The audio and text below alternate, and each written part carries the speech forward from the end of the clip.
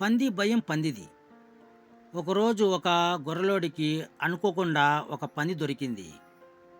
గొర్రెలోడు వెంటనే ఆ పందిని పట్టడానికి ప్రయత్నం మొదలెట్టాడు. పందికి చాలా భయమేసింది. అది కేకలు పెడుతూ అటూ ఇటూ పరిగెత్తింది. నానా గోల పెట్టింది. ఎలాగో కష్టపడి గొర్రెలోడు దాన్ని పట్టుకొని భుజం మీద వేసుకొని వెళ్ళసాగాడు.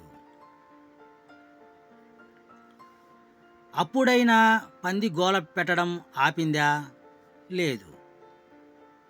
దాని మానాన్ని అది వదలకుండా మహాగోల పెడుతూనే ఉంది.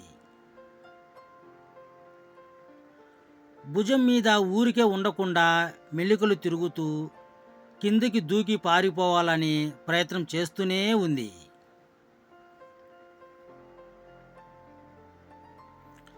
అలా గోల గోల పెడుతున్న పందిని చూసి గొర్రెలోడి వెనకనున్న గొర్రెలన్నీ నవ్వడం మొదలెట్టాయి.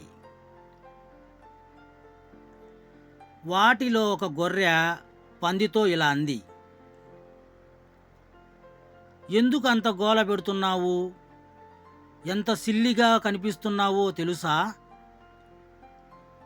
ఈ గొర్రెలోడు మమ్మల్ని కూడా ఇలా పట్టుకొని నడుస్తాడు. కానీ మేము ఎప్పుడు ఇలా గోలగోల పెట్టము. మర్యాదగా చెప్పిన మాట వింటాము. వెనకనున్న గొర్రెలన్నీ ఏదో ఎప్పుడు భయమంటే ఏంటో తెలియనట్టు మొహాలు పెట్టి తల ఊపుతున్నాయి.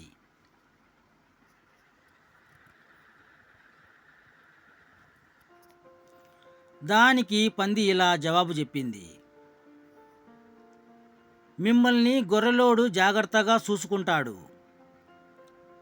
మీకు స్నానం చేయించి మేతకు తీసుకెళ్ళి మిగతా జంతువుల నుంచి కాపాడి కంటికి రెప్పలా చూసుకుంటాడు. అందుకే మీకు అతనంటే భయం లేదు. కానీ నన్నేమి చేస్తాడో తెలియదు కదా. నన్ను వండుకొని తింటాడో ఊళ్ళో అమ్మేస్తాడో ఏమిటో. నా భయం నాకు ఉంటుంది కదా.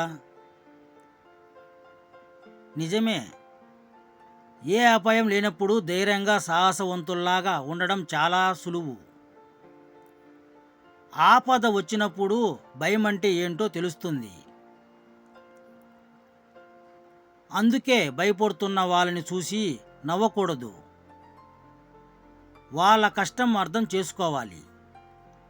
ఈ వీడియో నచ్చింటే ఒక లైక్ చేయండి ప్లీజ్. ఒక లైక్.